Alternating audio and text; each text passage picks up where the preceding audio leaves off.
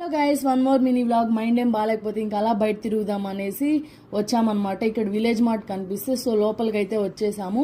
ఇక్కడ బేకరీలో అయితే chocolate pop తీసుకున్నాము, ట్రై చేసాము, అంతేం నచ్చలేదు. ఇంకా స్మూత్ కసాటా 2 రెడ్ బుల్ అయితే తీసుకున్నాము.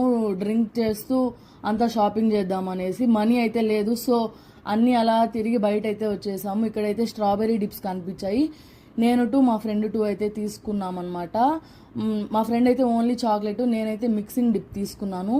నాకైతే చాలా టేస్టీగా అనిపించింది గైస్, లిటరలీ చాలా బాగుంది. నాకైతే మాటలు లేవు.